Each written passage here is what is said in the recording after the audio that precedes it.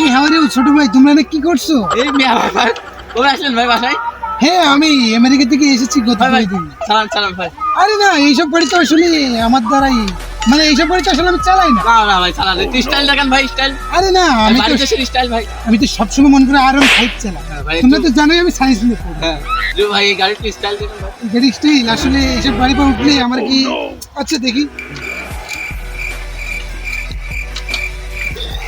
ভাই কি ভাই ভাই এই ভাই ধর ভাই বড় ভাই বড় আপনার কি হলো ভাই?